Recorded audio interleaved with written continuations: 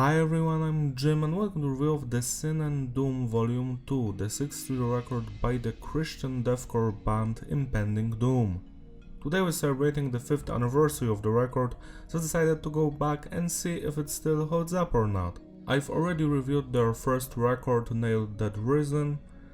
It wasn't bad, wasn't good either, and also their newest EP, Hellbent, which I think was fantastic. My story with this band is quite simple. I've stumbled upon their music back in 2012 and I truly love their music.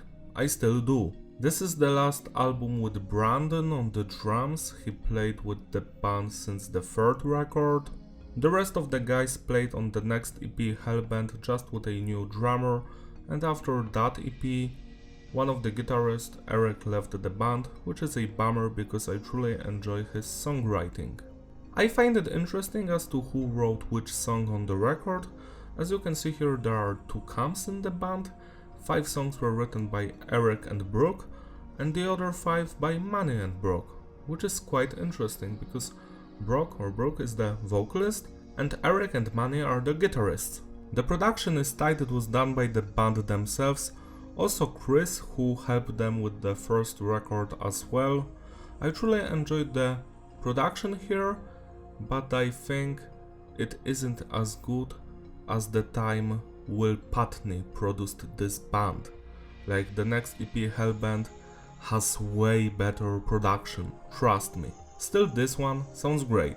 Message is diverse, the songs are mostly about religion, Christianity, but also fighting against evil, inequalities, stuff like that.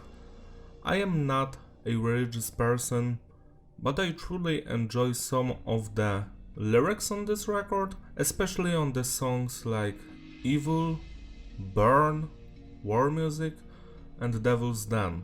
Structure of the songs is between basic and advanced. It depends on the song. There are lots of changes here. Every song has at least 2 breakdown parts. Music on the record is deathcore.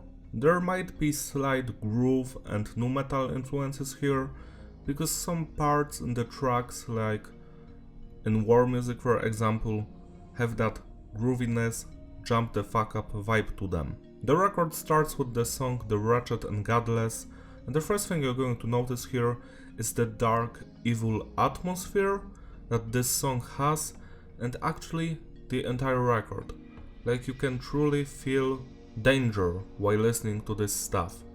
Then we have some drumming. I think the drummer is killing it throughout this entire record.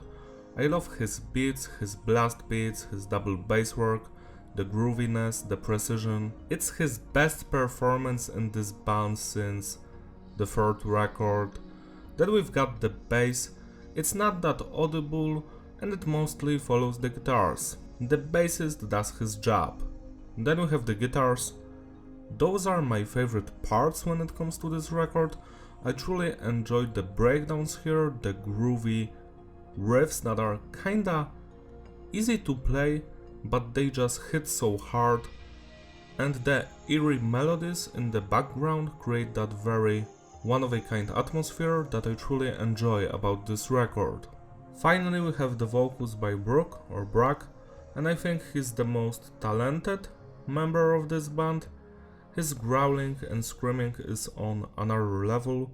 I truly enjoy the emotions he puts into his vocals that can be easily heard in the song Evil. Like, that's his best vocal performance on this entire record, on that song, check it out.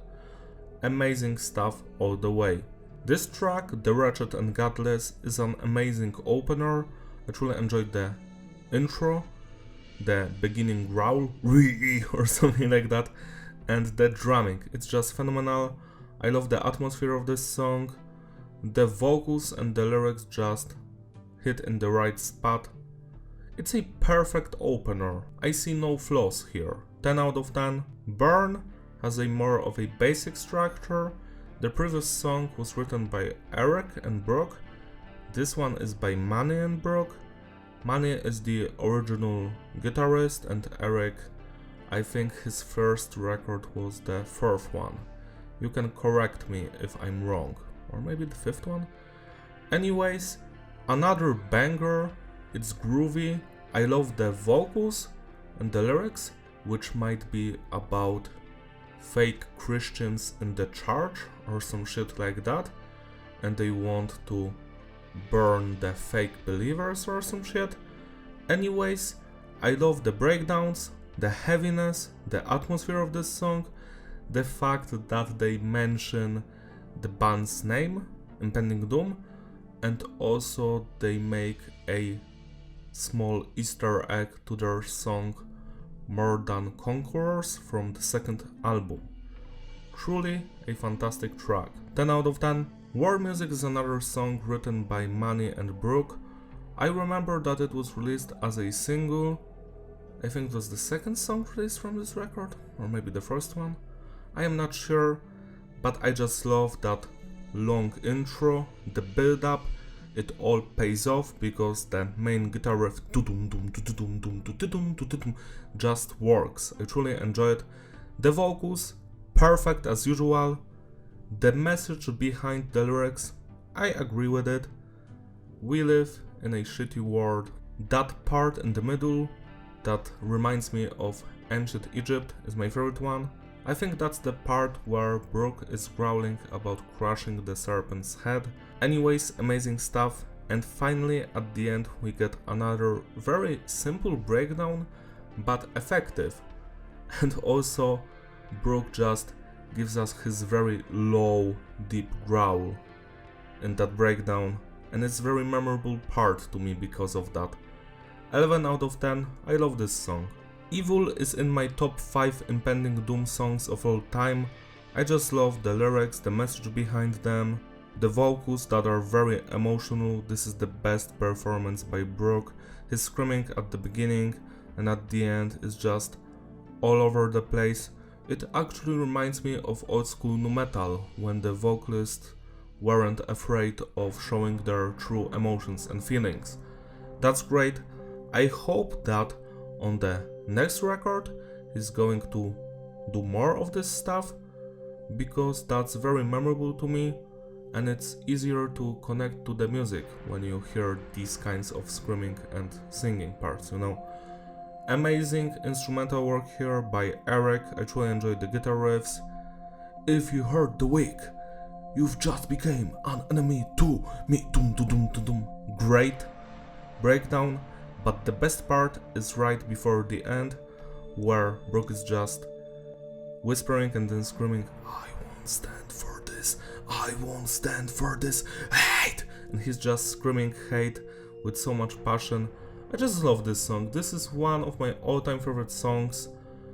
If you haven't heard it yet, you need to check it out. It's perfect. 12 out of 10. Paved with Bones was released as a single with a music video. Again, fantastic guitar riffs here by Eric. They sound like ancient Rome or Egypt to me. Truly amazing, one of a kind atmosphere. I love the grooviness of this one. That pre-chorus part with "the path of righteousness is paved with bones," you know, that tudum, tudum, dum, tudum part, amazing stuff. And the melodies in the chorus, I guess. "I will never forget their sacrifice." Great stuff.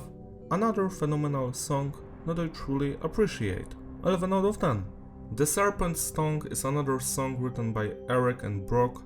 I just love the instrumental work here. Every breakdown, every guitar riff is so memorable and heavy. The atmosphere in this song kinda reminds me of the movie Constantine from 2005. I don't want to say which scene because I don't want to spoil the movie for you. If you haven't seen it, go check it out. Yeah, this song is very dark, it's evil sounding. The lyrics are basically against black metal musicians who burn churches and hurt people and animals. You know, I am not a big fan of black metal because of those things. Like, I don't care if they burned the churches or not, but hurting animals and people is just wrong, and like, everybody should know that. So I agree with this message.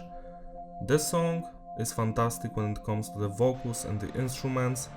I love that build up before the breakdown in the middle, where Brock is saying, I am a Christian, a faithful man of God, come at me, blech! There's just that black sound that I truly love, and the evilness when it comes to the guitar riffs, you know, those tremolo wah wah wah parts, just fantastic.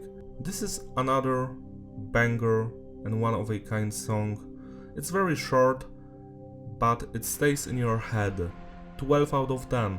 Unbroken and Devil's Den were both written by Manny and Brock. The first song, Unbroken, is very groovy and melodic. I truly enjoy it, but I don't feel it's on the same level as the previous 6 songs. It's still fun to listen to. I love the chorus, the verses, but it doesn't go as hard. The lyrics are fine. 9 out of 10. Devil's Den, now this one from lyrical standpoint is my favorite song because Brooke wrote it about his brother who is addicted to drugs and they haven't spoken for like 10 years, and it's a track about how destructive the drugs are, you know. Those lyrics actually remind me of the band Earth Crisis, which was very anti-drug and anti-alcohol, and I am 100% behind that message. But when it comes to the music on this song, it's not that interesting, to be honest. It's still fun to listen to, but I feel this lyrical subject deserves a better instrumental piece. Still, a good song nonetheless. 7 out of 10. Everything's Fake was written by Eric and Brooke, and this song has an amazing intro. I truly love it, same as the verse. The chorus could have been better. I guess this is my second least favorite song here, with Devil's Den. It could have been much better. Still, a fun track. The lyrics are basically about how society gets addicted to social media, shit like that. I agree with that statement. I am not a big fan of social media because it's just a waste of time, and I feel like the internet was supposed to bring the people together, but I feel like we are just all more isolated, and it's harder to start friendships and shit like that because of how social media work and how politics work, shit like that, you know. It's all about division, it's not about unity, and I feel like it should be about unity. 7 out of 10. And the final song, Run For Your Life, She Calls, was written by Manny and Brock, and this one kinda reminds me of Rammstein. I love the whispers she calls in the background. The main guitar riff is very fun. It's easy, but it's fun. My favorite part of the song is where Brock screams "Run for your life" and we have that very punchy, evil sounding breakdown. Doom doom doom. It sounds like train just hit something. At least that's what I picture while listening to it. Again, the other parts of the song are also fantastic. I see nothing wrong with this one. The lyrics are about temptation, so I guess it's about porn addiction or some shit. Anyways, I truly enjoy both the lyrics, the vocals and the music here. An amazing way to finish this record. 11 out of 10. To sum it all up, the consistency is stable and the flow is fitting, replayability, yeah, it's a masterpiece. I love this record from beginning to the end. I remember when it was released I was like, this is not it.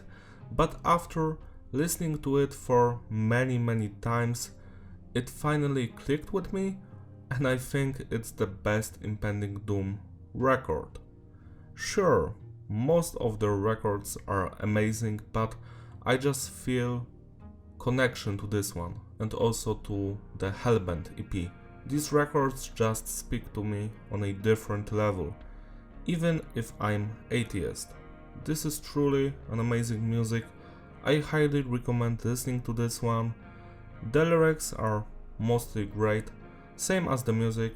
The highlights of this record are Evil, The Serpent's Tongue, Paved with Bones, War Music, Run for Your Life, The Wretched and Godless, Burn, and Unbroken.